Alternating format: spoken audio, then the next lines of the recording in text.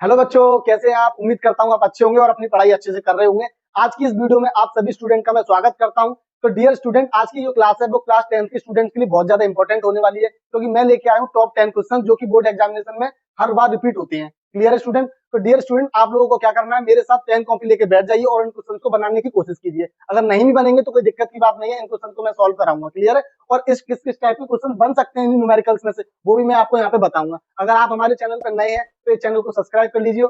और dear student, हमारा Telegram channel भी ज्वाइन कर सकते हैं, जिससे कि वीडियो की पीडीएफ जो भी मैं पढ़ाता हूँ इसकी पीडीएफ मैं आपको टेलीग्राम पे प्रोवाइड करवा देता हूँ। क्लियर है? हमारे इंस्टाग्राम के पेज को फॉलो कर लीजिए, जिसपे हम डेली अपडेटेड क्विज प्रोवाइड करते हैं क्लास 10th 9th और कॉम्पिटेटिव एग्जाम्स के जो कि क्वेश्चन जनरल अवेयरनेस के क्वेश्चन वगैरह होते हैं वो हम लगातार अपलोड करते रहते हैं। ठीक है? तो आप हमारे साथ जुड़ सकते हैं। और ये जो चैनल है केवल आप लोगों के लिए ही बनाया गया है, क्योंकि आप लोगों की नीड को देखते हुए कि बच्चों को भटकना पड़ता है, एजुकेशन इतनी महंगी होती जा रही है, उसको देखते हुए। तो चलिए फिर वीडियो को स्टार्ट करते हैं बिना देरी के। तो देखिए, पहला क्वेश्चन आपकी स्क्रीन के सामने है, फटाफट से सॉल्व करने की कोशिश कीजिए। चलिए फटाफट से सॉल्व करने की कोशिश कीजिए इस क्वेश्चन को। तो देखिए डियर स्टूडेंट, क्वेश्चन क्या दे रखा है, सबसे पहले आपको क्वेश्चन को जो है रिलैक्स होकर पढ़ना है। ठीक है? देखिए क्वेश्चन क्या दे रखा है, एक उत्तल दर्पण की फोकस दूरी 30 सेंटीमीटर है। क्लियर है बच्चों? यानी focal length of convex lens, यानी फोकल लेंथ दे रखी है कॉन्वेक्स लेंस की। ठीक है? दर्पण के सम्मुख यानी सामने 5 सेंटीमीटर लंबी वस्तु रखी हुई है बच्चों। यानी वस्तु की जो हाइट है बेटा वो कितनी दे रखी है, 5 सेंटीमीटर। और 30 सेंटीमीटर की दूरी पर एक वस्तु रखी है। प्रतिबिंब की स्थिति आकार ज्ञात कीजिए। क्लियर है? यानी प्रतिबिंब की स्थिति निकालनी है, पोजीशन निकालनी है और उसका नेचर बताना और साइज बताना है। क्लियर है? तो चलिए सबसे पहले जो क्वेश्चन को पढ़ने के बाद जो आपको समझ आ रहा है उसको लिख लेना है। क्लियर है? तो सबसे पहले हमने यहाँ पे लिख लिया बच्चों। तो मैंने यहाँ पे सबसे पहले बच्चों लिखना है क्या गिवन जो दे रखा है उसको हमें लिख लेना है। क्लियर है बच्चों? तो जो क्वेश्चन में क्या दे रखा है, उत्तल दर्पण की फोकस दूरी। अब आप लोगों को पता है बच्चों कि उत्तल दर्पण की फोकस दूरी पॉजिटिव होती है। कैसी होती है बच्चों? पॉजिटिव। तो उसको लिख लेना है बच्चों। उत्तल दर्पण की फोकस दूरी कैसी होती है बच्चों? पॉजिटिव होती है। यानी कितनी दे रखी है, 30 सेंटीमीटर। दर्पण के सम्मुख 5 सेंटीमीटर लंबी, यानी बच्चों लंबी का मतलब क्या किया, हाइट ऑफ ऑब्जेक्ट दे रखा है, यानी वस्तु की ऊंचाई कितनी दे रखी है बच्चों, एचआई जो है वो कितनी दे रखी है, 5 सेंटीमीटर। क्लियर? कितनी दे रखी है बच्चों, 5 सेंटीमीटर। वस्तु दर्पण से 30 सेंटीमीटर की दूरी पर रखी है, यानी ऑब्जेक्ट जो है बच्चों 30 सेंटीमीटर की दूरी पर रखा हुआ है।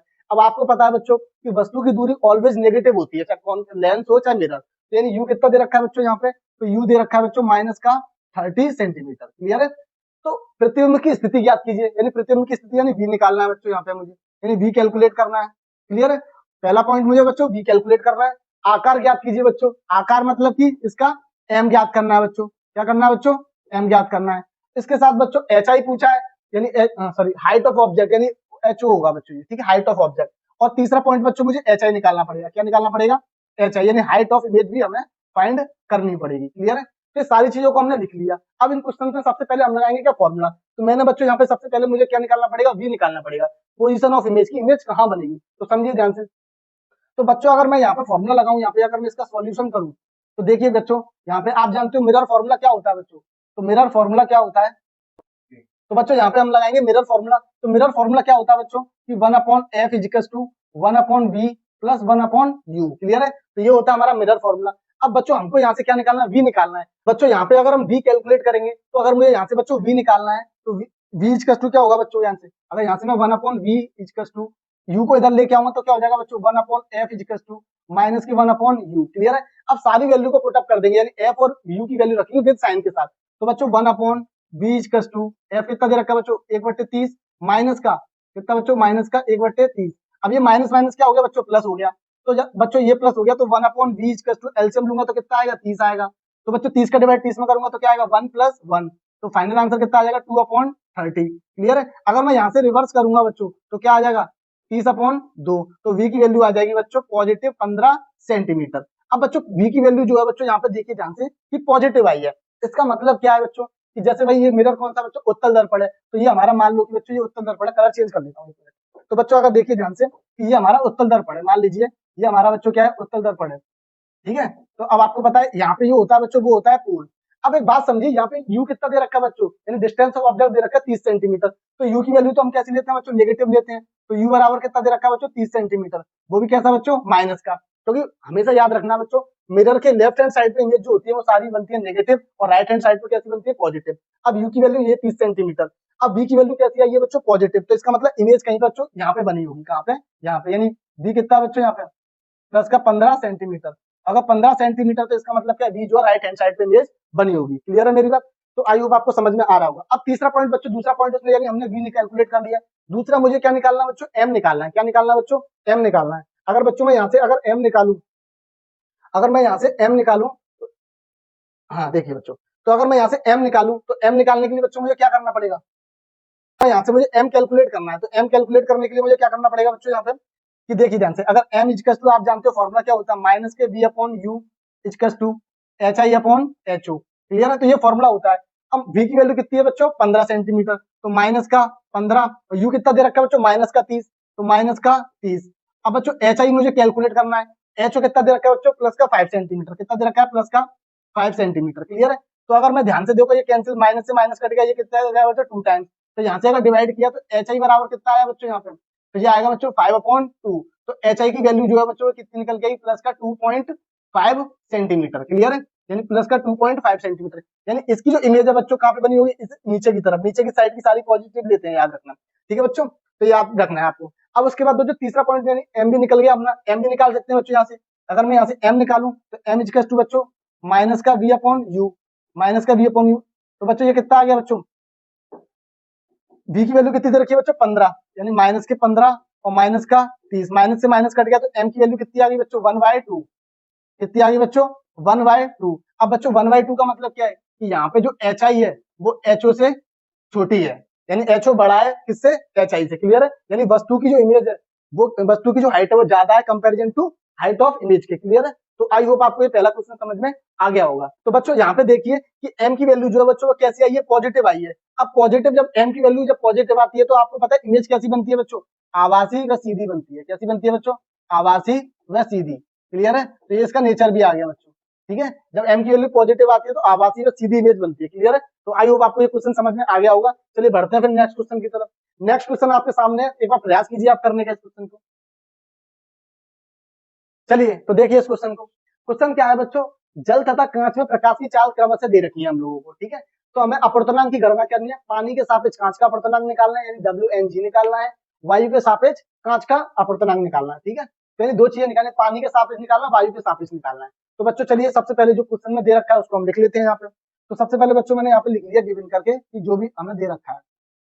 क्लियर है, तो बच्चों हमें क्या दे रखा है, जल में प्रकाश की चाल दे रखी है बच्चों, जल में प्रकाश की चाल, जल में प्रकाश की चाल, जल में प्रकाश की चाल कितनी है बच्चों, बताओ। जल में प्रकाश की चाल कितनी दे रखी है, 2.25 10⁸ मीटर पर सेकंड। क्लियर है, आपको ये दे दी। अच्छा दूसरा क्या दे रखा है बच्चों, कांच में प्रकाश की चाल।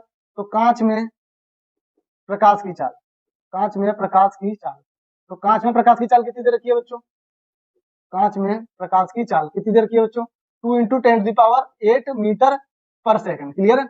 अच्छा बेटा, जल में प्रकाश की चाल को हम रिप्रेजेंट करते हैं किससे, VW से, और कांच में अगर बात करूं तो इसको हम रिप्रेजेंट करते हैं VG से। क्लियर है, तो आई होप आपको ये बात समझ में आ रही होगी। ठीक है, अगर मैं अब बात करूं बच्चों, यहाँ पे उसने पूछा क्या, अपवर्तनांक निकालना है। तो पहला पूछा उसने पॉइंट आपसे कि पानी के सापेक्ष, पानी के सापेक्ष कांच का अपवर्तनांक निकालना है, कांच का अपवर्तनांक। एक तो ये हमें कैलकुलेट करना है बच्चों, अपवर्तनांक। इसका मतलब क्या बच्चों, यानी मुझे एक तरह से WNG फाइंड करना है।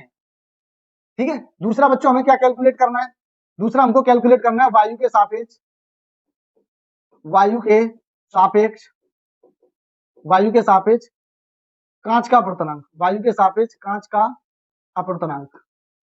ठीक है बच्चों, एक तो ये निकालना है वायु के सापेक्ष कांच का अपवर्तनांक, यानी कि बच्चों ANG निकालना है। तो ये दो चीजें हमको कैलकुलेट करनी है। तो चलिए बच्चों इस क्वेश्चन को सॉल्व करते हैं यहाँ पे। तो क्वेश्चन में जो भी दे रखा है सबसे पहले हम लगाएंगे यहाँ पे फॉर्मूला। तो बताइए कौन सा फॉर्मूला लगेगा। तो बच्चों आप लोग जानते हो इसने पूछा क्या, पानी के सापेक्ष कांच का अपवर्तनांक, WNG पूछा है। क्या पूछा है, WNG। तो बच्चों देखिए ध्यान से, अगर मैं यहाँ पे WNG निकालू बच्चों, क्या निकालू, WNG। तो इसको निकालने के एक तरीका बता रहा हूँ, इस तरीके को आपको ध्यान रखना है, क्योंकि ये क्वेश्चन भी हो जाएगा, इसके अलावा और भी क्वेश्चन पूछे जाएंगे, वो भी सॉल्व हो जाएंगे। करना क्या है बच्चों, यहाँ पे देखिए, एक तो पूछा इसने वायु के सॉरी जल के सापेक्ष कांच का अपवर्तनांक। तो इन दोनों मीडियम को हमको लेना है किसके, एयर के रेस्पेक्ट में। ठीक है, अब बात करता हूँ कैसे, कि जो पहला वाला माध्यम है बच्चों, इसको रखना है हमें नीचे। कहाँ पे रखना है, नीचे, यानी W उसको कहाँ पे रखेंगे बच्चों, नीचे, यानी ANW। इसका मतलब क्या है, वायु के सापेक्ष कांच का अपवर्तनांक, दोनों को लेना वायु के रेस्पेक्ट में, लेकिन फर्स्ट वाला जो है उसको नीचे। क्लियर है, ये बात ध्यान रखनी है। और जो लास्ट वाला है बच्चों, ये लास्ट वाला इसको रखेंगे ऊपर, यानी ANG, ये कहाँ पे आएगा बच्चों, ऊपर आएगा। कहाँ पे आएगा, ऊपर आएगा। क्लियर है। अब इसके बाद बच्चों हमसे इसने अपर्तनांक, ये तो अपर्तनांक हो गया बच्चों, लेकिन उसने दे क्या रखा हमें, स्पीड ऑफ लाइट दे रखी है, जल में दे रखी है, कांच में दे रखी है। तो आप एक फॉर्मूला जानते होंगे बच्चों कि n बराबर क्या होता है, C/V, यानी आप जानते हो बच्चों n बराबर क्या होता है बच्चों, यहाँ पे n बराबर होता है C/V, कि अपर्तनांक बराबर निर्वात में प्रकाश की चाल और अपॉन माध्यम में प्रकाश की चाल। तो अगर मैं बच्चों यहाँ पे भी ये फॉर्मूला लगा दूं यहाँ पे, तो ये क्या होगा बच्चों, यही तो होगा C/VG। अगर बात करूं C/VW, तो ये VW कहाँ पे जाएगा बच्चों, ऊपर, और इसका मल्टीप्लाई किधर होगा, इधर। तो ये फॉर्मूला अपना बन जाएगा बच्चों, वो क्या बन जाएगा, WNG बराबर क्या हो जाएगा बच्चों, C/VW अपॉन C/VG। क्लियर है। तो C से C कैंसिल हो जाएगा, तो यहाँ पे क्या बचेगा बच्चों, VW अपॉन VG। इसका मतलब क्या है बच्चों, speed of light in water upon speed of light in glass. Clear है। तो इन दोनों की वैल्यू हमारे पास ऑलरेडी दे रखी है। कितनी दे रखी है बच्चों, कि WNG बराबर VW कितना दे रखा है बच्चों, 2.25 10⁸ डिवाइडेड बाय बच्चों VG कितना दे रखा है, 2 इंटू 10⁸। तो 10⁸ से कैंसिल आउट। अब आपको पता है बच्चों, पॉइंट हटाएंगे तो 2 जीरो बढ़ जाएंगे, यहाँ पे कितनी बढ़ जाएंगी, 2 जीरो। तो बच्चों हमारा यहाँ पे क्या बचेगा, 225 और डिवाइड बाय 200। तो बच्चों जब इसको हम सॉल्व करेंगे तो WNG की जो वैल्यू आएगी वो आएगी बच्चों 1.125। क्लियर है। कितना आएगा बच्चों, 1.125। क्लियर है। तो ये इसका आंसर आ गया बच्चों पहला। क्लियर है। तो आई होप आपको ये क्वेश्चन समझ में आ गया होगा। क्लियर है। तो अगर अब मैं बात करूं बच्चों, सेकंड पॉइंट क्या पूछा है, वायु के सापेक्ष कांच का अपर्तनांक पूछा है। किसका बच्चों, वायु के सापेक्ष कांच का अपर्तनांक। तो वायु के सापेक्ष कांच का अपर्तनांक कैसे निकालेंगे बच्चों, यानी ये हमसे पूछना चाह रहा है ANG। क्या पूछना चाह रहा है बच्चों, ANG। अब आपको पता है ANG का मतलब क्या है बच्चों, सीधा सीधा फॉर्मूला लगा दो। तो इसका फॉर्मूला क्या होता है बच्चों, C/VG। क्या हो जाता है बच्चों, C/VG। तो ANG बराबर C बच्चों क्या होती है, कि निर्वात में प्रकाश की चाल कितनी होती है, 3 इंटू 10⁸। कितनी होती है बच्चों, 3 इंटू 10⁸। और VG speed of light in glass कितनी दे रखी है बच्चों, 2 इंटू 10⁸। 2 इंटू 10⁸, 10 ये कैंसिल आउट। तो यहाँ पे बच्चों क्या बचा, ANG बराबर 3.2। 3.2 का मतलब 1.5। इसका मतलब बच्चों कांच का अपर्तनांक कितना होता है बच्चों, तो कांच का अपर्तनांक होता है 1.5। क्लियर है। तो आई होप आपको ये क्वेश्चन समझ में आ गया होगा। क्लियर है। तो चलिए फिर बढ़ते हैं नेक्स्ट क्वेश्चन की तरफ। तो देखिए इस क्वेश्चन को, कि निम्नांकित चित्र में दर्शाए अनुसार एक प्रकाश की किरण माध्यम ए से बी में प्रवेश करती है। एक प्रकाश की किरण माध्यम ए से बी में प्रवेश करती है, तो देखकर बताइए कि कौन सा माध्यम अधिक सघन है, डेंसर है, तथा एक माध्यम ए के सापेक्ष बी का अपर्तनांक ज्ञात कीजिए। बच्चों आपको रिफ्लेक्टिव इंडेक्स निकालना है। पहला क्या निकालना है बच्चों, रिफ्लेक्टिव इंडेक्स निकालना है। तो आपको जो निकालना है उसको लिख लीजिए। क्या निकालना है बच्चों, माध्यम ए के सापेक्ष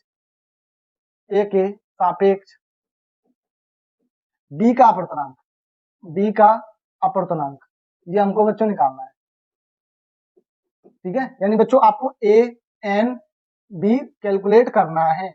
उसके साथ बच्चों ये भी पूछा है कि कौन सा माध्यम अधिक सघन है। तो बच्चों आप लोगों को पता है कि कोई प्रकाश की किरण विरल माध्यम से सघन माध्यम में आती है तो अभिलंब की ओर झुकती है, और सघन से विरल में आती है तो अभिलंब से दूर हटती है। तो यहाँ पे आप लोगों को दिखाई दे रहा है कि प्रकाश की किरण अभिलंब से दूर हट रही है। तो इसका मतलब क्या है कि जो माध्यम ए है बच्चों, जो माध्यम ए है, अगर मैं इसका सॉल्यूशन करूं यहाँ पे बच्चों, तो देखो ध्यान से, माध्यम ए है जो है, माध्यम ए बच्चों वो यहाँ पे क्या है, सघन माध्यम हो गया। कैसा माध्यम है, सघन माध्यम। तो पहला आंसर तो बच्चों आप लोगों को मिल गया। और माध्यम बी जो है बच्चों, वो कैसा माध्यम है, माध्यम बी, माध्यम बी वो कैसा है बच्चों, विरल माध्यम है। कैसा है, रेयर मीडियम है, विरल माध्यम है। क्लियर है बच्चों।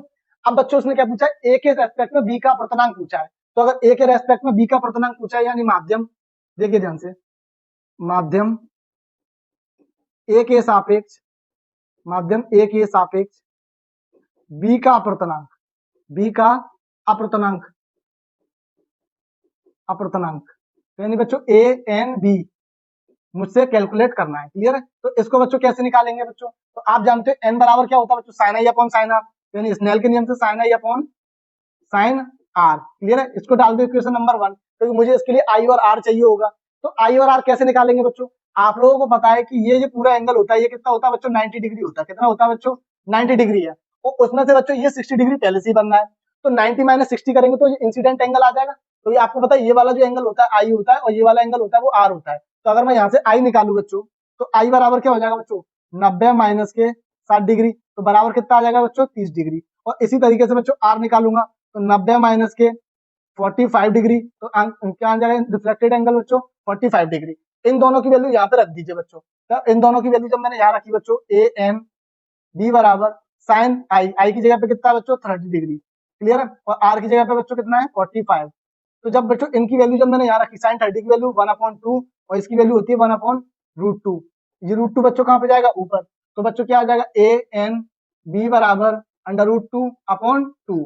तो जब बच्चों मैं इसको सॉल्व करूंगा तो आपको पता है ए एन बी बराबर, इसको √2 को क्या लिख सकता हूँ बच्चों, 2 को √2 मल्टीप्लाई √2, तो √2 से √2 कट जाएगा। तो बच्चों यहाँ पे ए एन बी का आंसर जो है वो क्या आ जाएगा बच्चों 1/√2, क्लियर है। तो ये हमारा क्या आ जाएगा बच्चों, यहाँ पे आंसर आ जाएगा, क्या आ जाएगा बच्चों आंसर, यानी ए एन बी, ए के सापेक्ष बी का अपवर्तनांक क्या होगा 1/√2 होगा, क्या होगा बच्चों 1/√2। तो आई होप आपको ये बात को समझ में आ गई होगी। चलिए तो बढ़ते हैं फिर नेक्स्ट क्वेश्चन की तरफ। नेक्स्ट क्वेश्चन है बच्चों, वायु के सापेक्ष जल तथा कांच के अपवर्तनांक क्रमशः दे रखे हैं, ठीक है। जल के सापेक्ष कांच का अपवर्तनांक, कांच के सापेक्ष जल का अपवर्तनांक निकालना है, ठीक है। तो आपको क्वेश्चन पहले पढ़ना है, उसको लिखना है। तो देखिए क्वेश्चन में जो जो दे रखा है उसको पहले हमें लिख लेते हैं यहाँ पे, ठीक है। तो बच्चों सबसे जो दे रखा है उसको हम लिख लेते हैं। तो बच्चों क्या क्या दे रखा है समझिए ध्यान से। क्वेश्चन में दे रखा है बच्चों, क्वेश्चन में दे रखा है यहाँ पे कि वायु के सापेक्ष जल तथा कांच के अपवर्तनांक दे रखे हैं, यानी वायु के सापेक्ष, देखिए ध्यान से, वायु के सापेक्ष, वायु के सापेक्ष, वायु के सापेक्ष जल का अपवर्तनांक पहले दिया है, जल का अपवर्तनांक, जल का अपवर्तनांक, क्लियर है। यानी वायु के सापेक्ष जल का अपवर्तनांक का मतलब बच्चों क्या है, ए एन डब्ल्यू, ये हमको कितना दे रखा है बच्चों 4/3 दे रखा है, क्लियर है। दूसरा क्या पूछा बच्चों, वायु के सापेक्ष, वायु के सापेक्ष, वायु के सापेक्ष कांच का अपवर्तनांक, इसका बच्चों कांच का अपवर्तनांक, कांच का अपवर्तनांक ये दिया है बच्चों। तो बच्चों ये क्या दे रखा है बच्चों, ए एन जी कितना दे रखा है बच्चों 3/2 दे रखा है, कितना दे रखा है बच्चों 3/2। अब पूछना क्या चाह रहा है बच्चों, पहला पॉइंट तो पूछना वो चाह रहा है जल के सापेक्ष, जल के सापेक्ष कांच का अपवर्तनांक, यानी जल के सापेक्ष, यानी कि जल के सापेक्ष, जल के सापेक्ष कांच का अपवर्तनांक, ये पूछना चाह रहा है, कांच का अपवर्तनांक, जल के सापेक्ष कांच का अपवर्तनांक।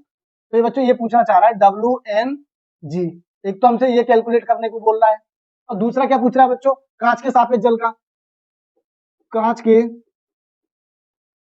सापेक्ष, कांच के सापेक्ष जल का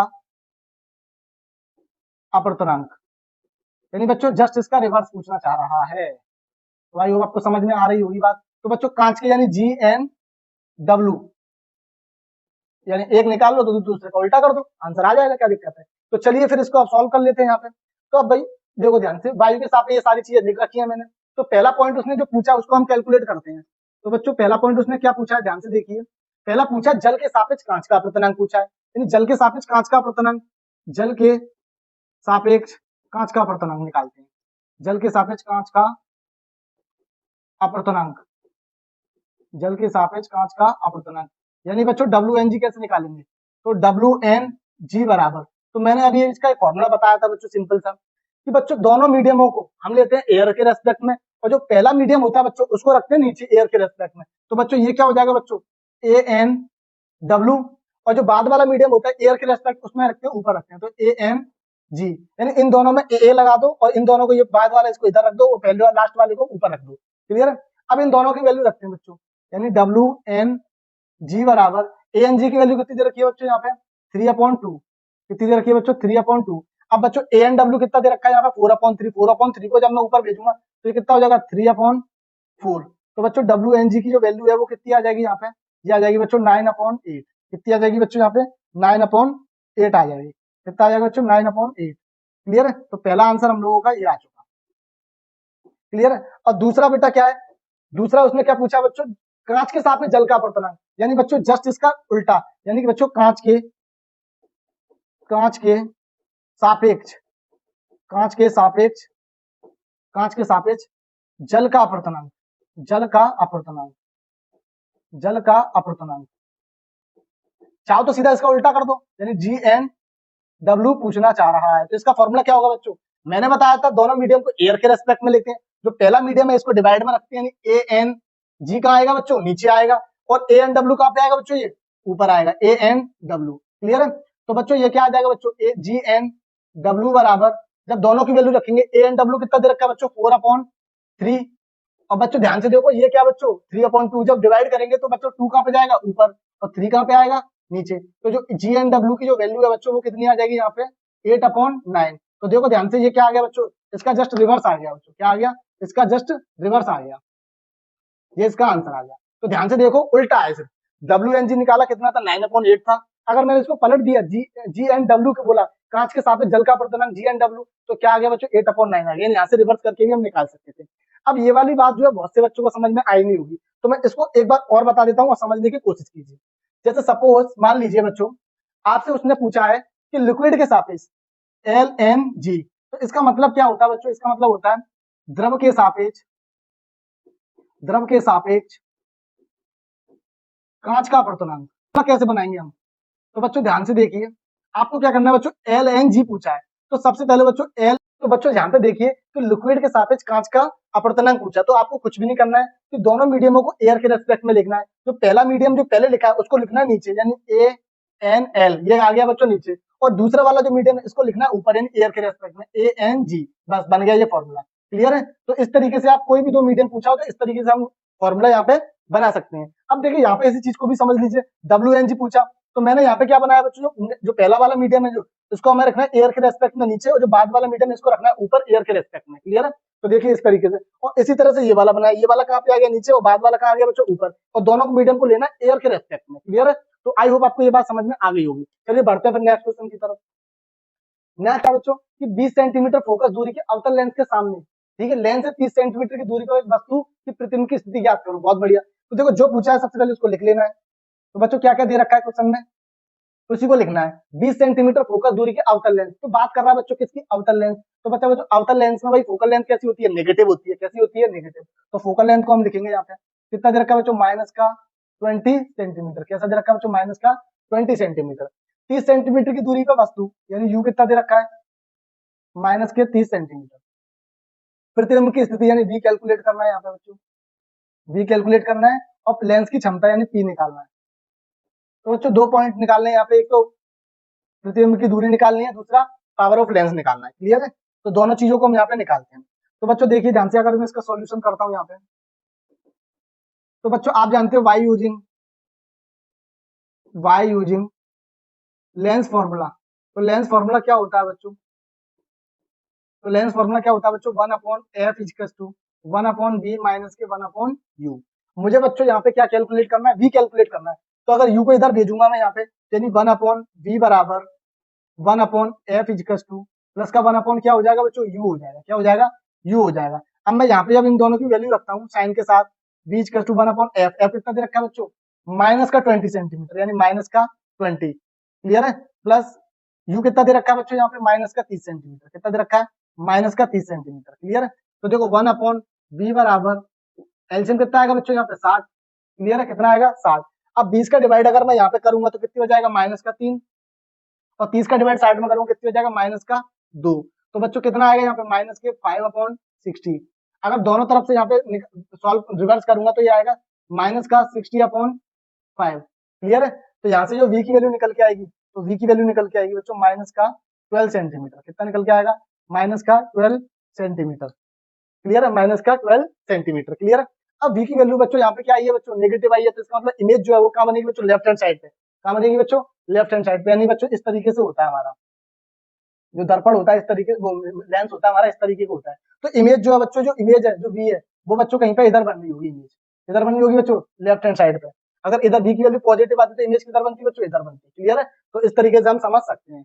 अब उसके बाद बच्चों दूसरा पॉइंट क्या पूछा उसने, लेंस की क्षमता पूछी है। क्या पूछी है बच्चों उसने, लेंस की क्षमता पूछी है। अगर लेंस की क्षमता पूछी है तो हम इसको किस तरीके से निकालेंगे, तो देखो बच्चों इसको हम किस तरीके से निकालेंगे। तो आप जानते हो बच्चों फॉर्मूला क्या होता है, तो आप जानते हो P इक्वल्स टू क्या होता है, P इक्वल्स टू 100/f। क्या होता है बच्चों, 100/f। अब आप लोग कहोगे 100/f क्यों दिया है, तो बेटा फोकल लेंथ किसने दे रखी है, सेंटीमीटर में, तो सेंटीमीटर का फॉर्मूला यही होता है, P इक्वल्स टू 100, f कितना दे रखा है बच्चों यहाँ पे, माइनस का 20। कितना, तो P इक्वल्स टू कितना आ गया, माइनस के 5 डायोप्टर। कितना आ गया बच्चों, माइनस का 5 डायोप्टर। अब माइनस जो है बच्चों ये रिप्रेजेंट कर रहा है कि ये अवतल लेंस है। क्या आंसर है बच्चों, अवतल लेंस है। क्लियर है? तो आई होप आपको ये बात समझ में आ गई होगी। क्लियर है? तो चलिए बढ़ते हैं फिर नेक्स्ट क्वेश्चन की तरफ। नेक्स्ट क्वेश्चन क्या है? किसी परिपथ में प्रति मिनट 180 कूलम आवेश प्रवाहित हो रहा है। परिपथ में बहने वाली धारा ज्ञात कीजिए। ठीक है, एक कूलम आवेश की रचना करने वाले इलेक्ट्रॉनों की संख्या ज्ञात करनी है, इलेक्ट्रॉनों की संख्या कैलकुलेट करनी है, और 6 वोल्ट की बैटरी से गुजरने वाले हर एक कूलम आवेश की ऊर्जा कितनी ऊर्जा दी जाए। क्लियर है? तो पहले आप लोग ट्राई करो इसको, फिर मैं करता हूं। चलिए तो मैं बताता हूँ इस क्वेश्चन को। तो सबसे पहले मैंने बताया क्वेश्चन को रिलैक्स होकर पढ़ना है और जो दे रखा है उसको हमें लिख लेना है। ठीक है, तो जो जो दे रखा है उसको हमें सबसे पहले लिखना है। तो देखो बच्चों, क्वेश्चन में क्या दे रखा है? किसी परिपथ में प्रति मिनट आ गया पहली बात। तो टी बराबर कितना है बच्चों? 1 मिनट दे रखा है। क्या दे रखा है बच्चों? 1 मिनट। और 1 मिनट में कितना होता है बच्चों? 60 सेकंड होता है। कितना होता है बच्चों? 60 सेकंड होता है। 180 कूलम आवेश प्रवाहित होता है, यानी क्यू कितना दे रखा है बच्चों यहाँ पे? 180 कूलम। 180 कूलम आवेश प्रवाहित होता है। परिपथ में बहने वाली धारा, तो पहला पूछ रहा है बच्चों इसमें करंट निकालना है हमें। क्या निकालना है बच्चों? करंट निकालनी है, पहला पॉइंट। दूसरा पॉइंट क्या कहना चाह रहा है बच्चों? एक कूलम आवेश की रचना करने वाले इलेक्ट्रॉनों की संख्या बच्चों, यानी एन निकालना है बच्चों। इलेक्ट्रॉनों की संख्या को रिप्रेजेंट करते हैं एन से। और तीसरा पूछना चाह रहा है कि कितनी एनर्जी दी जाए। एनर्जी मतलब कितना वर्क किया जाए। क्लियर? ये 3 चीजें इसने यहाँ पे हमसे पूछी हैं। तो जो जो पूछी है भैया उनका हमें लगाना पड़ेगा फॉर्मूला। तो अगर मैं इसका यहाँ पे सॉल्व करते हैं इस क्वेश्चन को, तो सॉल्व करेंगे तो सबसे पहले बच्चों फॉर्मूला लगाएंगे यहाँ पे। तो लिखेंगे by using formula. By using formula, मुझे करंट फाइंड करनी है। तो आप एक फॉर्मूला जानते होंगे कि बच्चों क्यू बराबर एक फॉर्मूला होता है आई टी। क्या होता है बच्चों? I T. अगर बच्चों मैं यहाँ से करंट निकालूंगा तो क्या हो जाएगा बच्चों? Q upon T. तो आई बराबर क्यू कितना दे रखा है बच्चों? 180। और टाइम कितना दे रखा है बच्चों? 60। तो आई बराबर कितना निकल के आ गया बच्चों? 3 एम्पियर। कितना निकल के आ गया बच्चों? 3 एम्पियर निकल के आ गया। कितना निकल के आ गया बच्चों? 3 एम्पियर। तो पहला आंसर तो बच्चों ये आ गया। अब दूसरा आंसर बच्चों हमें निकालना है यहाँ से। तो दूसरा आंसर भी देखिए। अब दूसरा पॉइंट उसने क्या पूछा है बच्चों? आई निकल गए, एन पूछा है। तो आप जानते हो बच्चों दूसरा पॉइंट निकालते हैं हम एन। तो आप जानते हो क्यू इक्वल टू एक फॉर्मूला होता है बच्चों एन ई। क्या होता है बच्चों? N e. अगर मैं यहाँ से एन निकालूंगा तो ये क्या हो जाएगा बच्चों? क्यू अपॉन ई। क्लियर है? क्या हो जाएगा? क्यू अपॉन ई। तो एन बराबर एक कूलम आवेश में पूछ रहा है बच्चों, किसमें? एक कूलम आवेश में। तो क्यू की वैल्यू कितनी दे रखी है? 1। और एक इलेक्ट्रॉन पर चार्ज होता है 1.6 10 की पावर माइनस के 19 कूलम। जब बच्चों इसको डिवाइड करेंगे तो ये निकल के आएगा 0.625 10 की पावर प्लस का 19। ठीक है, तो पॉइंट को अगर मैं बच्चों इधर से उठा के लेफ्ट से राइट में लेके जाऊंगा तो प्लस का माइनस का बढ़ता है। तो ये हो जाएगा 6.25 10 की पावर 18 इलेक्ट्रॉन। इतने इलेक्ट्रॉन बच्चों प्रवाहित होंगे 1 सेकंड में। कितने बच्चों? इतने इलेक्ट्रॉन प्रवाहित होंगे 1 सेकंड के अंदर। क्लियर है? तो ये बात आपको ध्यान रखनी है। उसके बाद तीसरा पॉइंट क्या पूछा बच्चों उसने? तो तीसरा पॉइंट उसने पूछा है बच्चों यहाँ पे। तो तीसरा पॉइंट उसने क्या पूछा बच्चों? 6 वोल्ट की बैटरी से गुजरने वाले हर एक कूलम आवेश की ऊर्जा दी जाए। तो आप जानते हो बच्चों ऊर्जा के लिए हमें क्या करना पड़ेगा? वर्क। तो आप जानते हो डब्ल्यू इक्वल टू क्या होता है बच्चों? Q into V. तो यहाँ से अगर कितना वर्क किया जाए तो क्यू कितना दे रखा है? 1 कूलम। और बैटरी कितनी है बच्चों? 6 वोल्ट की बैटरी से। तो वी बराबर डब्ल्यू बराबर कितना आ गया बच्चों यहाँ पे? 6 जूल आ गया। कितना आ गया बच्चों? 6 जूल आ गया। क्लियर है? कितना आ गया बच्चों? 6 जूल आ गया। क्लियर है? तो ये आ गया इसका आंसर। क्लियर है? तो आई होप आपको ये क्वेश्चन समझ में आ गया होगा। कोई दिक्कत हो, कोई परेशानी हो तो आप मुझे कमेंट में बता सकते हैं, मैं और अच्छे से समझा सकता हूँ। ठीक है, तो कोई दिक्कत की बात नहीं है। अगर क्वेश्चन फिर भी अगर कोई दिक्कत आती है तो आप हमारे टेलीग्राम चैनल को ज्वाइन कर लीजिए, वीडियो को एक बार फिर से देखिए, आपको समझ में आ जाएगा। ठीक है, चलिए उसके बाद बच्चों देखिए सर्किट वाला क्वेश्चन एग्जाम में 100% आता है। सर्किट से एक क्वेश्चन हमेशा आता ही आता है क्लास 10th के अंदर। क्लियर है? इस टाइप का आ जाएगा या इससे थोड़ा डिफरेंट वैल्यू चेंज कर देगा, यानी सर्किट से एक क्वेश्चन पूछा ही जाता है। ठीक है, तो सबसे पहले क्वेश्चन को देखना है आपको। क्या है बच्चों? ये एक सर्किट दे रखा है जिसके अंदर बच्चों एक अमीटर जुड़ा हुआ है। तो अमीटर जो होता है बच्चों क्या करता है? अमीटर जो है वो करंट को मेजर करता है। किसको मेजर करता है बच्चों? करंट को मेजर करता है। क्लियर? और एक ये बैटरी दे रखी है बच्चों प्लस माइनस, और ये एक क्लोज की दे रखी है बच्चों। ये क्लोज की है, इससे मतलब है कि इसमें करंट फ्लो हो रही है। अगर ये ओपन होती है तो करंट फ्लो नहीं होता। क्लियर है? और कुछ रेजिस्टेंस ऐड है यहाँ पे। ठीक है, तो यहाँ पे आर इक्विवेलेंट निकालना है और आई करंट फाइंड करनी है। क्लियर है? तो बच्चों देखो ध्यान से, अब आप देखिए ध्यान से क्वेश्चन को। अब एक बात बताइए बच्चों, करंट जो चलती है वो चलती है पॉजिटिव से नेगेटिव, और इलेक्ट्रॉन उसके अपोजिट डायरेक्शन में चलती है। क्लियर? तो करंट बच्चों यहाँ से चल रही है, यहाँ से जा रही है। तो ध्यान से देखिए कि इस पॉइंट पे आके बच्चों जो करंट है वो 3 रास्तों में डिवाइड हो रही है। एक करंट तो बच्चों इसमें जाएगी, और एक करंट बच्चों इसमें जाएगी, और एक करंट इसमें जाएगी। तो बच्चों करंट की वैल्यू जो रास्ते अलग हो रहे हैं तो करंट बढ़ रही है। तो करंट जब बढ़ती है तो इसका मतलब ये पैरेलल कॉम्बिनेशन में करंट का वन डिफरेंट किसमें होता है? पैरेलल कॉम्बिनेशन में। तो आपको दिख रहा है कि ये किसमें हो गए बच्चों? तीनों के तीनों पैरेलल कॉम्बिनेशन में हो गए। किसमें हो गए? पैरेलल कॉम्बिनेशन में। तो यहाँ लिख सकते हैं in parallel combination, in parallel combination. तो पैरेलल कॉम्बिनेशन यानी R1 R2 R3 किसमें है बच्चों, पैरेलल कॉम्बिनेशन में, किसमें, पैरेलल कॉम्बिनेशन। तो इसका फॉर्मूला क्या होता है बच्चों, R equivalent dash equals to 1/R1 plus 1/R2 plus 1/R3। Clear है। तो इनकी वैल्यू रखते हैं बच्चों। R1 R3 की वैल्यू कितनी दे रखी है बच्चों, यहाँ पे 30 ओम दे रखी है। कितनी दे रखी है बच्चों, 30 ओम। तो इनकी वैल्यू रखते हैं 1/R equivalent dash equals to 1/30 plus 1/30 plus 1/30। Clear है। तो जब बच्चों यहाँ पे मैं इनका एलसीएम लूंगा, तो एलसीएम लेने के एलसीएम कितना आएगा बच्चों, इनका 30 एलसीएम आएगा। अब बताओ बच्चों, जब एलसीएम 30 आ रहा है तो ये तीनों ऊपर वाले तो इजीली जुड़ जाएंगे, 1 + 1 + 1। तो बच्चों कितना आएगा बच्चों, 3/30। तो अब बच्चों यहाँ से अगर रिवर्स करूंगा मैं, तो आर इक्वलेंट की वैल्यू कितनी आएगी आप बताएं। तो आर इक्वलेंट की वैल्यू आएगी बच्चों कितनी, 30/3। तो आर इक्वलेंट की जो फाइनल वैल्यू आएगी वो आएगी बच्चों कितनी, 10 ओम। कितनी आएगी बच्चों, 10 ओम आ जाएगी। क्लियर है। कितनी आ जाएगी बच्चों, 10 ओम आ जाएगी। ठीक है, 10 ओम। तो पहला तो ये आ गया। उसके बाद बच्चों आपको एक बात समझिए ध्यान से, कि ये तो पैरेलल, इन तीनों को मिला के कितना बच्चों, 10 ओम बना। अब ध्यान से देखिए कि ये भी किसमें है, पैरेलल में। तो यहाँ पे आने के बाद ये करंट किसमें जाएगी, एक में, तो ये भी पैरेलल कॉम्बिनेशन में। तो again again again in parallel combination, again in parallel combination. तो फिर से अगर पैरेलल कॉम्बिनेशन में ऐड करें इनको हम, तो पैरेलल कॉम्बिनेशन में फिर से अगर मैं इनको ऐड करूंगा तो फॉर्मूला क्या होगा बच्चों, R equivalent double dash equal to 1/R4 plus 1/R5। Clear है। तो इन दोनों की वैल्यू जो ऐड करते हैं बच्चों, R equivalent double dash equal to R1 कितना दे रखा है, R4 कितना, R4 और R5 की वैल्यू देखिए 20। तो 1/20 प्लस 1/20। तो बच्चों ध्यान से देखिए एलसीएम कितना आएगा, 20 आएगा। तो 1 + 1, तो क्या हो जाएगा बच्चों, 1/R इक्वलेंट डैश बराबर डबल डैश इक्वल टू, क्या बचेगा बच्चों, 2/20। अब यहाँ से अगर रिवर्स करूंगा दोनों से, तो आर इक्वलेंट डबल डैश की जो वैल्यू है बच्चों कितनी आ जाएगी, 10 ओम आ जाएगी। कितनी आ जाएगी बच्चों, यहाँ पे 10 ओम आ जाएगी। क्लियर है। कितनी आ जाएगी, 10 ओम आ जाएगी। अब इन दोनों को मिला के बच्चों कितना बन गया, यहाँ पे ये बन गया अपना 10 ओम, ये भी बन गया 10 ओम, और ये भी बन गया था बच्चों 10 ओम। अब ध्यान से देखो, एक ये तो ये एक ही रास्ते में हो गए। अब रास्ता सेम हो गया तो ये कौन सा कॉम्बिनेशन बन गया बच्चों, सीरीज कॉम्बिनेशन बन गया। कौन सा बन गया बच्चों, ये सीरीज कॉम्बिनेशन। अगर बच्चों ये सीरीज कॉम्बिनेशन बन चुका है, तो सीरीज कॉम्बिनेशन के अंदर जो करंट होती है बच्चों वो कैसी होती है, सेम होती है। कैसी होती है बच्चों, सेम होती है। कैसी होती है बच्चों, सेम। तो सीरीज कॉम्बिनेशन का यहाँ पे मैं फॉर्मुला लगाता हूँ यहाँ पे। तो सीरीज कॉम्बिनेशन का मैं यहाँ पे जब फॉर्मुला लगाया, तो सीरीज कॉम्बिनेशन का क्या होता है, in series combination, series combination. तो सीरीज कॉम्बिनेशन का फॉर्मूला सीधा सीधा ऐड करना होता है। तो यानी आर इक्वलेंट बराबर R equivalent dash plus R equivalent double dash plus R6। कितना, R6। आर इक्वलेंट डैश कितना, 10 ohm, R equivalent double dash 10 ohm और R6 सीरीज में हो गए।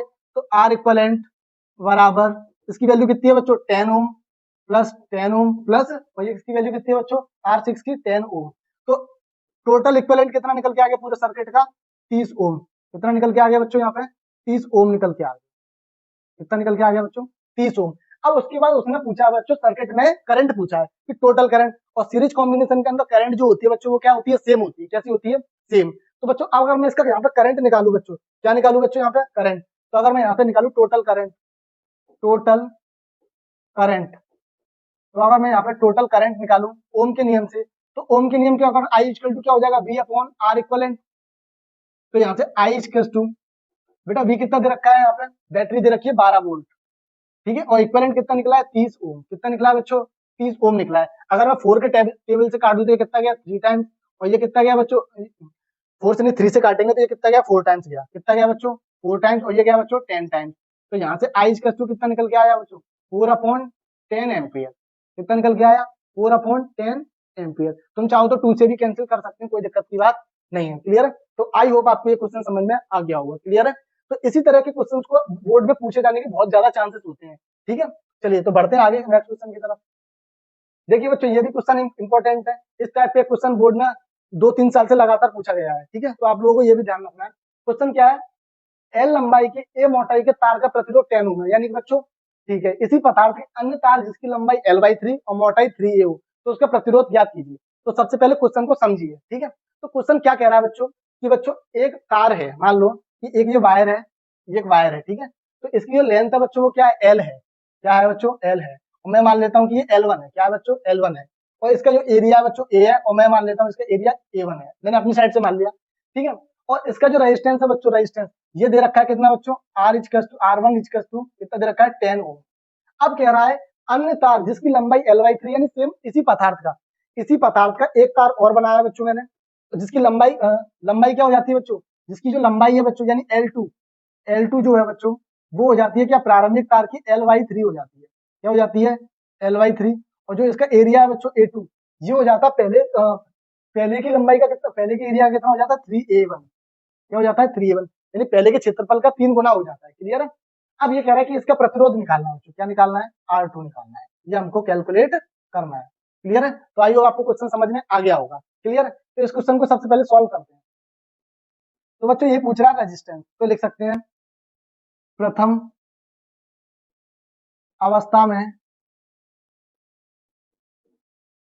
तार का प्रतिरोध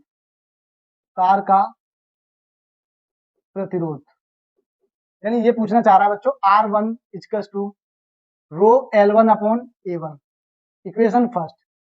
तो बच्चों दूसरे तार के लिए लिख सकते हैं द्वितीय अवस्था में तार का प्रतिरोध। अब बच्चों दूसरे अवस्था में तार का प्रतिरोध क्या होगा बच्चों, R2 equals to rho L2 upon A2। Clear है। Equation number second. बच्चों यहाँ पे डिवाइड कर दो from equation first upon second. तो ये क्या हो जाएगा बच्चों, R1 अपॉन R2, इनका डिवाइड किया बच्चों रो L1 अपॉन A1। अगर क्रॉस मल्टीप्लिकेशन आपको पता लास्ट वाला टर्म कहाँ जाएगा बच्चों, डिवाइड करेंगे तो A2 और रो L2। तो रो से तो रो यहाँ पे कैंसिल हो गया, तो यहाँ पे बच्चों क्या बचा, R1 upon R2 equal to L1 upon L2 multiply A2 upon A1। Clear है। अब ध्यान से देखिए बच्चों कि L2 की वैल्यू कितनी दे रखी है, L/3 कितनी दे रखी है बच्चों, और R1 की वैल्यू देखो, सबसे पहले R1 की वैल्यू कितनी रखी है, 10 ओम। तो ये रख दी बच्चों 10 ओम। R2 वैसा का वैसा ही। क्लियर है। ध्यान से समझिए। L1 वैसा का वैसा ही। L2 की जगह पे क्या रख सकता हूँ बच्चों, यहाँ से देखिए L2 की जगह पे क्या रख सकता हूँ मैं, यहाँ पे L1 अपॉन 3 यानी L1 अपॉन 3 कहाँ पे जाएगा बच्चों, ऊपर। क्लियर है। मल्टीप्लाई A2 की जगह पे क्या रख सकता हूँ, तो 3A1 और नीचे वाला A1 वैसा का वैसा। तो ध्यान से देखिए L1 से L1 कट गया, A1 से A1 कट गया, तो 3 इंटू 3 कितना आ गया बच्चों, 9 आ गया। कितना आ गया बच्चों, 9 आ गया। यानी 10 अपॉन R2 इक्वल्स टू 9। अगर मैं यहाँ से R2 निकालूंगा तो कितना आ जाएगा बच्चों, 10 अपॉन 9 ओम आ जाएगा। कितना आ जाएगा बच्चों, 10 अपॉन 9 ओम आ जाएगा। क्लियर है। ये इसका आंसर आ गया। अब बच्चों ध्यान से देखना कि जब पदार्थ सेम होता है तो उनका स्पेसिफिक रेजिस्टेंस विशिष्ट प्रतिरोध समान रहता है, इसीलिए मैंने यहाँ पे विशिष्ट प्रतिरोध दोनों का क्या लिया, समान। उसने बोला इसी पदार्थ के अन्य तार, यानी पदार्थ क्या, पहले जो पदार्थ था वही पदार्थ ही है, बस चेंज किया उसने, किसमें, लेंथ में चेंज किया, एरिया में चेंज किया। तो जब भी पदार्थ सेम होता है तो उसका स्पेसिफिक रेजिस्टेंस कांस्टेंट रहता है। चलिए फिर बढ़ते हैं नेक्स्ट क्वेश्चन की तरफ। तो नेक्स्ट क्वेश्चन क्या है बच्चों, कि दो विद्युत प्रतिरोधों को श्रेणी क्रम में जोड़ने पर उनका तुल्य प्रतिरोध 25 ओम आता है। क्लियर है, ठीक है। इनको समांतर क्रम में जोड़ने पर इनका तुल्य प्रतिरोध 4 ओम आता है। प्रत्येक तार का प्रतिरोध ज्ञात कीजिए। चलिए बहुत ही इंटरेस्टिंग क्वेश्चन है और मजेदार क्वेश्चन है, तो देख लीजिए इस क्वेश्चन को। तो सबसे पहले हमें लिख लेना है बच्चों देख क्या रखा है, ठीक है। तो जब जो भी हमें गिवन है उसको हमें लिख लेना है। क्वेश्चन क्या है बच्चों, ध्यान से समझिएगा कि दो प्रतिरोधों को श्रेणी क्रम में जोड़ने पे उनका तुल्य प्रतिरोध कितना आता है, 25 ओम। यानी दो प्रतिरोधों को अगर हम श्रेणी क्रम में जोड़ेंगे तो बच्चों उनका इक्विवेलेंट कितना आएगा, 25 ओम आता है। कितना आता है, 25 ओम। इसको इक्वेशन नंबर फर्स्ट डाल दीजिए, ठीक है। अब इनको समांतर क्रम में जोड़ने पे इनका तुल्य प्रतिरोध 4 ओम आता है। समांतर क्रम का फॉर्मूला क्या होता है बच्चों, R1 प्लस R2, इनका इक्विवेलेंट कितना आता है, 1/4 आता है। कितना आता है बच्चों, 1/4 आता है। कितना आता है बच्चों, 1/4। क्लियर है। अगर बच्चों मैं इस वाली इक्वेशन को यहाँ पे अगर सॉल्व करूं, एलसीएम लूं, तो एलसीएम लेने के बाद बच्चों क्या आएगा, R1 into R2 upon R1 plus R2 equal to 1/4। ध्यान से देखिए R1 प्लस R2 की वैल्यू क्या दे रखी है बच्चों, 25 ओम दे रखी है। कितनी, 25 ओम। तो 25 upon R1 into R2 equal to 1/4। 1/4 का अगर मल्टीप्लाई करूंगा और R1 R2 यहाँ से निकालूंगा तो क्या निकल के आएगा बच्चों, 100 ओम। कितना आएगा बच्चों, 100 ओम आ जाएगा। कितना आएगा, 100 ओम आएगा। क्लियर है। अगर बच्चों ध्यान से देखो, तो अब मुझे यहाँ से R1 R2 की वैल्यू निकालनी है, तो बच्चे अक्सर क्या करते हैं, यहाँ से R1 की R2 की वैल्यू निकाल के यहाँ पुटअप करते हैं। तो इससे क्या हो जाता है, क्वेश्चन हो जाता है बहुत ज्यादा लेंथी और फिर बच्चा के आंसर आने में बहुत प्रॉब्लम होती है। तो इसके लिए मैं आपको एक क्वाड्रेटिक इक्वेशन का एक फॉर्मूला बता रहा हूँ। इस फॉर्मूले को आपको याद रखना है, जिससे आप इजीली यहाँ पे Q1 Q2 की वैल्यू भी निकाल सकते हैं। कैसे निकालेंगे बच्चों यहाँ पे? तो आप एक फॉर्मूला याद रखना है बच्चों, ये क्वाड्रेटिक इक्वेशन का फॉर्मूला होता है बच्चों कि Q1 माइनस Q2 का होल स्क्वायर बराबर होता है बच्चों Q1 प्लस Q2 का होल स्क्वायर माइनस के 4Q1 Q2। क्लियर है? तो अब यहाँ पे देखिए Q1 प्लस Q2 की वैल्यू कितनी दे रखी है बच्चों यहाँ पे? तो Q1 माइनस Q2 का होल स्क्वायर बराबर Q1 प्लस Q2 कितना दे रखा है बच्चों यहाँ पे हमें? Q1 प्लस Q2 की वैल्यू, हाँ बाबू थोड़ी गलती हो गई यार। तो यहाँ पे देखिए बच्चों R1 R2 की वैल्यू कितनी आ गई बच्चों? 100 ओम आ गई। तो अब मैं यहाँ पे एक फॉर्मूला बता रहा हूँ बच्चों, इस फॉर्मूले को आपको याद रखना है, ठीक है? तो यहाँ पे इस फॉर्मूले को आपको याद रखना है, इस फॉर्मूले से आप R1 R2 की वैल्यू निकाल सकते हैं। तो फॉर्मूला होता है बच्चों R1 माइनस R2 का होल स्क्वायर बराबर R1 प्लस R2 का होल स्क्वायर, ठीक है, minus 4R1 into R2। Clear है? तो R1 प्लस R2 की जो वैल्यू है बच्चों वो कितनी दे रखी है यहाँ पे? 25, यानी 25 का स्क्वायर कर दो यहाँ पे, माइनस के 4, R1 R2 की वैल्यू कितनी है बच्चों? 100। कितनी दे रखी है? 100। तो बच्चों यहाँ पे कितना निकल के आया? 625, 625 माइनस के 400, तो बच्चों कितना आ गया? 225। कितना आ गया बच्चों? 225, यानी R1 माइनस R2 का होल स्क्वायर बराबर कितना आ गया बच्चों? 225। अगर मैं यहाँ पे इसका स्क्वायर रूट लूंगा बच्चों, तो R1 माइनस R2 की जो वैल्यू है वो कितनी निकल के आएगी बच्चों? 15 ओम आ जाएगी। कितनी आ जाएगी? 15 ओम आ जाएगी। क्लियर है? तो यहाँ तक बात आप लोगों को समझ में आ गई होगी। अब बच्चों मुझे R1 R2 की वैल्यू निकालने के लिए मैं इक्वेशन फर्स्ट और थर्ड को ऐड कर सकता हूँ। तो we can add equation first plus third. अब मैं दोनों इक्वेशन को यहाँ पे ऐड करता हूँ। तो बच्चों लेफ्ट हैंड को लेफ्ट हैंड के साथ, राइट हैंड को राइट हैंड के साथ जोड़ेंगे। तो R1 plus R2 plus R1 minus के R2 बराबर 25 और 15 कितने होते हैं बच्चों यहाँ पे? 40। कितने होते हैं बच्चों? 40 होते हैं। क्लियर है? तो ये R2 से R2 यहाँ कैंसिल, तो क्या आ गया बच्चों? 2R1 बराबर के 40। तो R1 की वैल्यू कितनी आ गई यहाँ पे? 20 ओम आ गई। कितनी आ गई बच्चों? 20 ओम आ गई। क्लियर है? अब बच्चों R1 की वैल्यू रख दो इक्वेशन फर्स्ट में। तो फ्रॉम इक्वेशन फर्स्ट, तो बच्चों R1 की वैल्यू कितनी है बच्चों यहाँ पे? 20 प्लस R2 बराबर कितना दे रखा है बच्चों? 25 ओम। तो यहाँ से अगर R2 निकालूंगा तो कितना हो जाएगा बच्चों? 25 माइनस के 20। तो R2 की वैल्यू जो है वो कितनी निकल के आएगी बच्चों? 5 ओम। कितनी निकल के आएगी बच्चों यहाँ पे हमारी? 5 ओम। तो ये R1 R2 की वैल्यू आ गई। R1 कितना आया? 20 ओम, और R2 कितना आया? 5 ओम। तो आई होप आपको ये क्वेश्चन समझ में आ गया होगा। इस तरह के क्वेश्चन बोर्ड में पूछ लिया जाता है। ठीक है, तो बढ़ते हैं नेक्स्ट क्वेश्चन की तरफ। तो नेक्स्ट क्वेश्चन क्या है बच्चों? ये मैग्नेट से क्वेश्चन लिया गया है। 3.2 10 पावर माइनस के 19 कूलम का एक आवेश जो कि 10 पावर 6 मीटर की वेलोसिटी से आगे बढ़ रहा है, ठीक है, और 3 वेबर अपॉन मीटर स्क्वायर की तीव्रता वाले चुंबकीय क्षेत्र में 60 डिग्री के कोण पर प्रवेश करता है। यानी कोई इलेक्ट्रॉन है जो कि एक समान चुंबकीय क्षेत्र में प्रवेश करता है 60 डिग्री के कोण पे। तो जो जो भी दे रखा है उसको हमें निकाल लेना है। तो देखो क्या क्या दे रखा है क्वेश्चन में। दे रखा है बच्चों कूलम आवेश दे रखा है, यानी क्यू कितना दे रखा है बच्चों यहाँ पे? 3.2 10 पावर माइनस के 19 कूलम। कितना? माइनस के 19 कूलम। और वेलोसिटी दे रखी है बच्चों 10 की पावर 6 मीटर पर सेकंड। क्लियर है? और चुंबकीय क्षेत्र की तीव्रता दे रखी है बच्चों कितनी? 3 वेबर प्रति मीटर स्क्वायर। क्लियर है? तो एंगल भी दे रखा है बच्चों 60 डिग्री। ठीक है, आपसे पूछ रहा फोर्स बताइए कि एक समान चुंबकीय क्षेत्र में कोई इलेक्ट्रॉन अगर प्रवेश करता है तो उस पर लगने वाले बल को हम क्या कहते हैं? लॉरेंज बल कहते हैं। अब उसका फॉर्मूला लगाएंगे बच्चों यहाँ पे। तो लॉरेंज बल का फॉर्मूला आपको याद है, उम्मीद करता हूँ याद होगा। तो वाई यूजिंग फॉर्मूला, तो फॉर्मूला होता है बच्चों F equals to Q B B sine theta. क्या होता है? Sine theta. तो F इजिकल्स टू, बेटा क्यू कितना दे रखा है? 3.2 10 की पावर माइनस के 19, वेलोसिटी 10 की पावर 6, मैग्नेटिक कितना दे रखा है बच्चों? 3, और ये दे रखा है बच्चों साइन 60 डिग्री। क्लियर है? तो ध्यान से देखिए बच्चों, F इजिकल्स टू 3.2, 19 में से 6 जाएंगे तो माइनस का 13 बचेगा, और ये क्या बचा बच्चों? 3, और साइन 30 की वैल्यू होती है √3/2। तो इस 2 से ये कैंसिल आउट करूंगा तो ये कितना जाएगा? 1.6। ठीक है, और मल्टीप्लाई ये कितना है बच्चों? 3 इंटू √3 10 की पावर माइनस का 13। अगर 3 का मल्टीप्लाई इससे करूंगा तो F इजिकल्स टू कितना निकल के आएगा बच्चों? 4.8 इंटू √3 10 की पावर माइनस के 13 न्यूटन। ये क्या है बच्चों, इसका आंसर आ गया। क्या है बच्चों, ये इसका आंसर है। यानी ये इतने न्यूटन के बल उस पर लगेगा अगर कोई इलेक्ट्रॉन यूनिफॉर्म मैग्नेटिक फील्ड के अंदर प्रवेश करता है 60 डिग्री कोण पर, तो उसको कितना फोर्स लगेगा, 4.8 इंटू रूट 3 10⁻³ न्यूटन का फोर्स लगेगा। क्लियर है। तो आई होप आपको ये वीडियो पसंद आई होगी, तो ये क्वेश्चन जो वो आपके एग्जाम के लिए बहुत इंपॉर्टेंट होने वाले, तो एक बार इन क्वेश्चन को करके जरूर जाएंगे। वीडियो पसंद आई हो तो वीडियो को लाइक कर दीजिए। अगर इसकी आपको पीडीएफ चाहिए तो आप हमारा टेलीग्राम चैनल ज्वाइन कर लीजिए, जिसकी पीडीएफ मैं आपको वहां पे प्रोवाइड करवा दूंगा। और आप चाहो तो हमारे इंस्टाग्राम पेज को फॉलो कर सकते हैं, यहाँ पे आपको डेली रोजाना क्यूज मिलते हैं जो कि आप वहां पे लगा सकते हैं, जो कि आपकी एग्जाम की प्रिपरेशन को बूस्ट करेगा। क्लियर है। तो मिलते हैं फिर नेक्स्ट वीडियो में। Thank you.